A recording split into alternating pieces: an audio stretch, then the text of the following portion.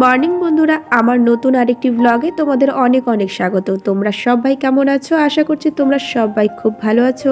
আমিও খুব ভালো আছি আর আমার পুরো ফ্যামিলি সবাই খুব ভালো আছে। এখন বাজে 9:30 আর আজকে হচ্ছে বুধবার। তো তোমাদেরকে সাথে নিয়ে নতুন আরেকটি ব্লগ শুরু করছি। তো তোমরা সবাই দেখতে থাকো, আশা করছি আজকের ব্লগটা তোমাদের ভালো লাগবে।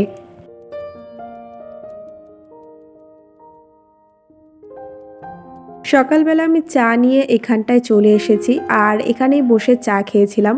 একটু মিষ্টি মিষ্টি রোদটা পড়ছিল, খুবই ভালো লাগছিল আর একটু একটু কুয়াশাও ছিল সকালবেলাটা। তো সেজন্যই ভাবলাম না একটু রোদে গিয়ে বসি। তারপরে দেখো আমি স্নান করে রেডি হয়ে গেছি। এখন কিন্তু বাজে হচ্ছে 10:30। তো অনেকগুলো কাপড় ছিল, সেগুলোকে ধুয়ে মেলে দিচ্ছি। আমি রেডি হয়েছি, এখন যাব হচ্ছে পৌরসভায়, কারণ সেলফ হেল্প গ্রুপের ফর্মটা একটু জমা দিতে যাব। মানে জমা দেওয়া হয়ে গেছে ফর্মগুলো, কিন্তু আজকে আমাদের মেইন যে 3জন আছে আমাদের গ্রুপে, সেই 3জনকে আমাদেরকে যেতে হবে, কারণ আজকে আমাদের ব্যাংকের বই এগুলো মানে করতে দেবে। তো 5 বছর হয়ে গেছে বিয়ের, কিন্তু সেলফ হেল্প গ্রুপ করতে পারিনি এতদিন ধরে। এই ট্রান্সফারের জন্য ভোটার কার্ড, আধার কার্ড এগুলো ট্রান্সফার হয়নি জন্য করতে পারিনি। তো এবার সময় এসেছে মানে সেলফ হেল্প গ্রুপটা করব। তো সেজন্যই পৌরসভায় গেছিলাম। তো সেখানে গিয়ে দেখলাম কাজকর্ম সেরে দেখি খিচুড়ি দিচ্ছে, ওখানটা কালী পুজো হয়েছে। তো ভাবলাম খিচুড়িটা খেয়েই যাই, খিদেও পেয়েছে, ছেলেকেও নিয়ে এসেছি। আর আমার ছেলে তো একটা লেজ, আমার পেছন ছাড়া কোথাও মানে আমি যেতে পারি না ওকে ছাড়া। তো ওকে নিয়ে চলে এসছি আর সেজন্যই ভাবলাম না খিচুড়িটা খেয়ে যাই। খিচুড়ি খেয়ে দেখো আমরা বসে আছি। তো আর একজন আছে, ও হচ্ছে খিচুড়ি নিচ্ছে, যার জন্য আমরা বসে আছি। আর আমার ছেলে দেখো এখানে প্রচণ্ড দুষ্টামি করছে। তো তারপরে আমরা চলে আসলাম বাড়িতে। আর কিন্তু বাড়িতে এসে কিচ্ছু খাইনি, ছেলেও ঘুমিয়ে পড়েছিল, ছেলেকে ঘুম পাড়িয়ে আমিও একটু শুয়েছিলাম। তো সেজন্যই আর কোনো ভিডিও করিনি। একবারে সন্ধেবেলা আমরা হচ্ছে মুড়ি মাখা খাবো। সন্ধেবেলা টিফিন রেডি করছি, সন্ধেবেলা টিফিন রেডি করার দায়িত্ব আমার, কারণ মা হচ্ছে সন্ধেবাতি দেয়। মানে আমাদের কাজ বাড়িতে ভাগ ভাগ করা। তো সেজন্যই মা ওদিকে সন্ধেবাতি দিচ্ছে, সে তো আমি এখানটায় সন্ধ্যের টিফিনটা করে দিচ্ছি। তো সবাই মিলে মুড়ি মাখা খাবো। তো এখানটায় চানাচুর, মুড়ি, পেঁয়াজ, কাঁচা লঙ্কা, ঠান্ডার দিনে এই চা মুড়ি খেতে কিন্তু বেশ ভালো লাগে সবাই মিলে। তো চলো মুড়িটা মাখি।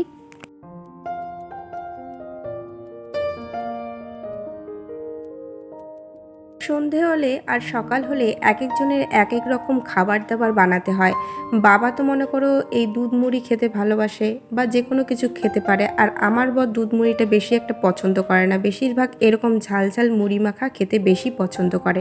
তো প্রত্যেকটা মানুষই বলো আলাদা আলাদা, প্রত্যেকটা মানুষের টেস্ট আলাদা, তাই বলে প্রতিটা মানুষের জন্য তো আর ঘরের মধ্যে আলাদা আলাদা জিনিস রান্না করা সম্ভব নয়। তো সেজন্য সবারই এক এক দিন এক একটা পছন্দের রান্না করা হয় আমাদের বাড়িতে। আগে আমাদের বাড়িতে বেশিরভাগই আমিষ রান্না হতো, এখন মা ওরা বৃন্দাবন থেকে আসার পর মার মনটা কেমন চেঞ্জ হয়ে গেছে, মা না নিরামিষ খেতেই বেশি পছন্দ করছে। তো সেজন্য বেশিরভাগই এখন হচ্ছে নিরামিষ রান্না হচ্ছে। তো একজনের জন্য নিরামিষ করছি আর বাদবাকি আমরা আমিষ খাবো। তো তাই জন্য ভাবি যে সব তরকারি মোটামুটি একই ধরনের করলে পরে সবাই মিলে খেতে পারি। তো দেখো বাবার জন্য চা করে নিলাম আর এখন আমরা সবাই মিলে খাবো হচ্ছে মুড়ি মাখা। আমার ছেলে কিন্তু দুধ মুড়ি খেয়েছে, তাও ওই যে সবার সঙ্গে খাবে।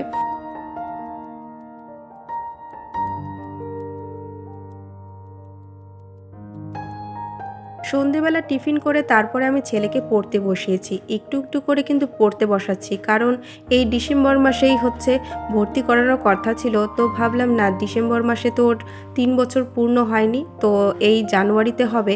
তো তারপরে স্কুলে ভর্তি করাবো, এখন তো ভর্তি করার সিজন। আর এই বছরেই ছেলেকে ভর্তি করাবো। আর বাড়িতে সহ্য করা যাচ্ছে না, বাড়িতে এত দুষ্টুমি করে যে না, এখন থেকে স্কুলেই দেবো, তাহলে একটু পড়াশোনার প্রতি একটু মনোযোগ হবে। আর পড়াশোনার প্রতি তো ওর কোনো মনোযোগই নেই, এখনও ও খেলতে বেশি ভালোবাসে। তো জোর জবরদস্তি প্রতিদিন একটু করে মানে পড়তে বসাই, যাতে একটু নিয়মটা হয়।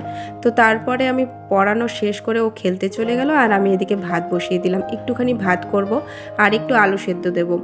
তো কারণ হচ্ছে গরম গরম ভাত খেতে কিন্তু ঠান্ডার দিনে বেশ ভালো লাগে। এই ঠান্ডা ভাতগুলো আর খেতে ভালো লাগে না, যতই গরম করো না কেন, এই গরম গরম ভাতের মজা কিন্তু আলাদা। তো আমি নিজের জন্য একটু আলু সেদ্ধ দিয়ে দিচ্ছি। আর খিদেও পেয়েছে, তখন এই যে খেয়েছিলাম একটু খিচুড়ি, তারপরে কিন্তু আর খাওয়া হয়নি, আমিও খাইনি আমার ছেলেও খায়নি। তো সেজন্যই ভাবলাম না, ভাতটা তাড়াতাড়ি বসিয়ে দিই, তাহলে তাড়াতাড়ি খেতে পারবো।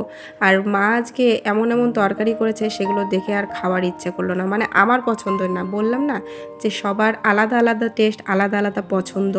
তো আমি এই তরকারিগুলো একদমই খেতে পছন্দ করি না। আবার আমার শ্বশুরবাড়িতে এই মূলো বেগুনের ঝোল বড়ি দিয়ে খেতে ভীষণ ভালো পায়।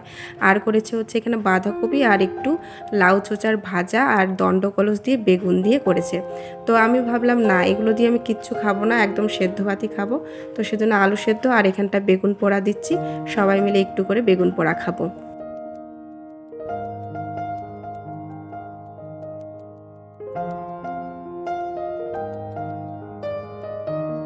বেগুন পোড়াটা উনুনের মধ্যে পোড়ালে কিন্তু বেশি টেস্ট লাগে খেতে, কিন্তু যেহেতু আমাদের আর উনুন নেই, তো সেহেতু আমাদের গ্যাসেই পুড়তে হবে। আর ওভেনে পুড়তে গেলে একদম পুরো ওভেনটা নোংরা হয়ে যায় এই বেগুনের ছাল উড়ে উড়ে গিয়ে।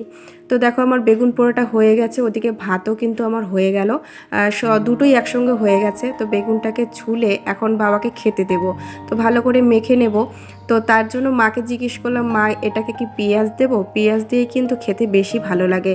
তো যেহেতু মা এই যে বললাম নিরামিষ বেশি খেতে পছন্দ করছে, তো ভাবলাম যে আমিষ করব নাকি নিরামিষ করব। তো মা বলল যে না, এই একটা বেগুন কজন খাবো, তো সেজন্যই আর মাকে আর দিব না।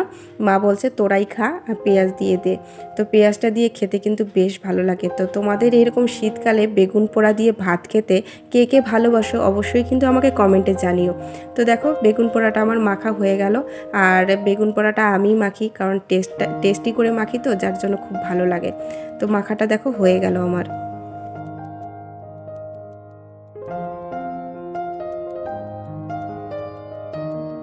এদিকে বাবাকে খেতে দিয়ে ছেলেকে খাইয়ে তারপরে কিন্তু আমরা ডিনারটা কমপ্লিট করে নিয়েছি।